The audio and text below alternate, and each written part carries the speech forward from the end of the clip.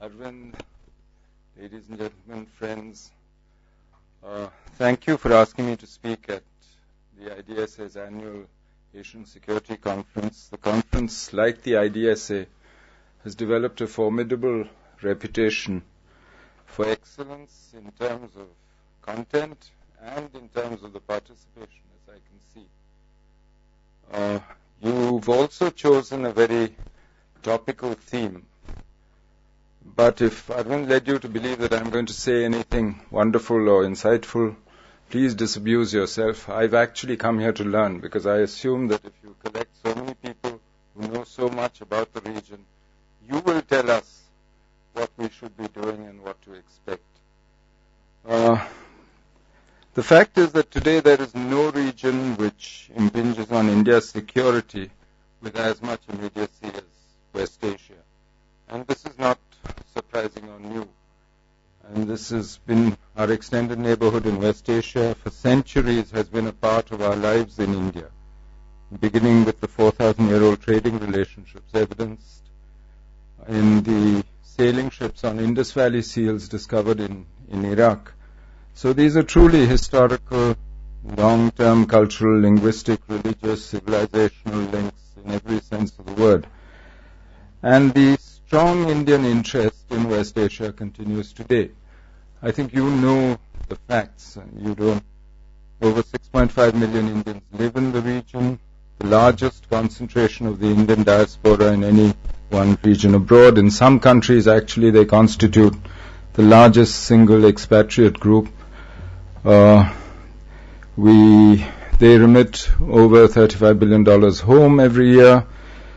Our economic ties, which are around over $160 billion worth a year, are growing. Our energy dependency, which you mentioned, over 60% of our oil and gas comes from the region. But it's also a factor in our food security. It's a major source of our fertilizers, whether phosphatic or other fertilizer imports.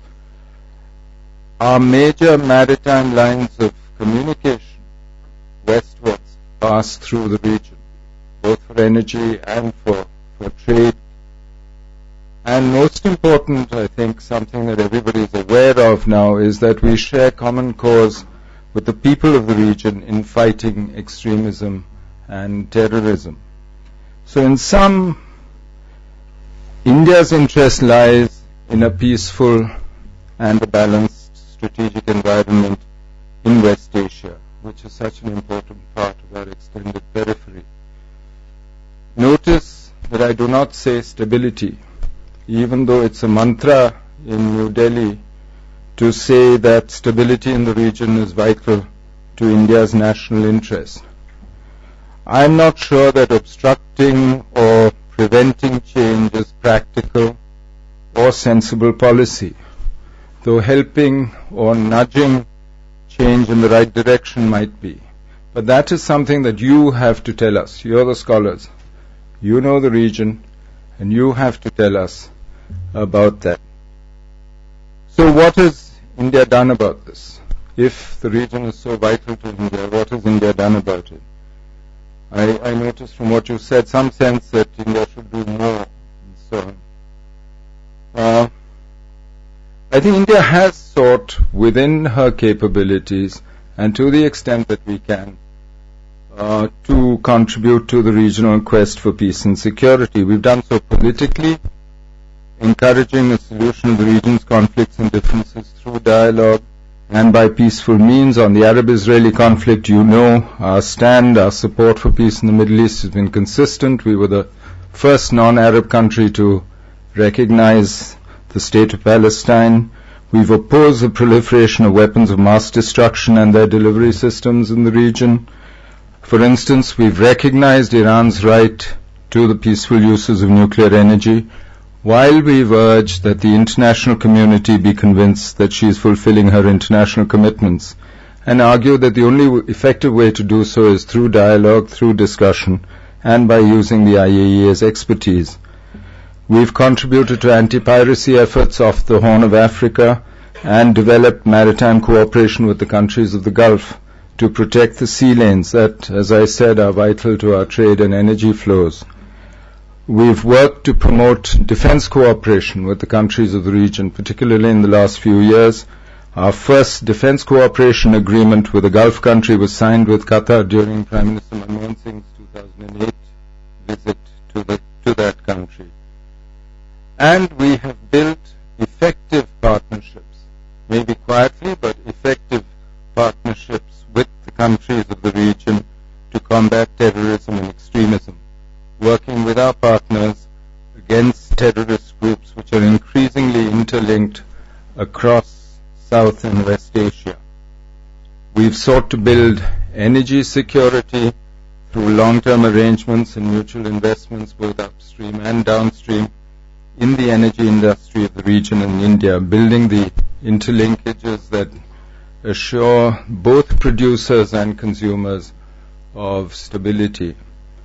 So while the list is long, and I could go on in this vein, it's our hope that this list not only could but should and will grow in time in accordance with our mutual interests and as our countries develop their capabilities.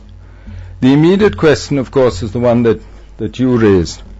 How do the recent dramatic developments and changes in West Asia impact on our security and on what we've been trying to achieve with the countries of the region? It seems to me that the turbulence in the region poses short-term challenges, but also opens up longer-term opportunities in terms of our security. The challenges, I think, are well known, and you've probably discussed them. They include the space that domestic change in several countries have opened up for extremist groups to pursue their agendas. They include the possible regional instability and the sectarian divide that seems to be opening up. They include the disruptions and the dislocations that accompany processes of fundamental change in the way these societies and nations are run. But the opportunities are less evident. But in the long run, what we're seeing could result in the people of West Asia taking control of their own destinies and choosing their own futures and leaders. And we in India have strongly supported the democratic aspirations of the people, but have not supported externally enforced change. We have called for restraint in the use of coercive measures against the people, and at the same time we're clear that societies cannot be reordered from the outside by military means. As recent experience shows, external interventions have uncertain and unstable outcomes. We only have to look at the instability radiating out of Libya into the Sahel and the prolonged conflict in Syria and the spillover effects that we've recently, for instance, seen in Mali and the wider region for us to understand how unstable the outcomes of these external military interventions are. Beyond these specific situations in individual countries, we are witnessing much deeper and longer-term changes with profound security implications for us. The changes in the world energy scenario, for instance, and with its geopolitical effects in terms of great power interests in the region. What political and security effects will the West's diminished dependence on Middle East oil have?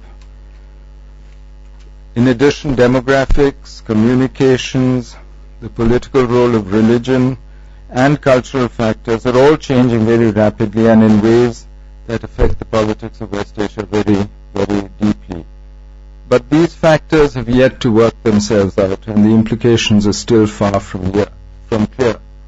So for practitioners like myself, the issue is really how to navigate the short term with all its challenges and to arrive at a more positive long-term future. Frankly speaking, we had all got comfortable dealing with West Asia in ways set by habits in the past, and those habits are no longer valid. So, and frankly, I don't think that's possible anymore. So what I do hope is that your deliberations will map the uncharted territory that we have now entered. So we're at a time where scholarship and engagement, increased engagement with the region, is needed much more than ever before. So I hope that your discussions will help us to see where we are and what we should do. I wish you success in your deliberations. Thank you.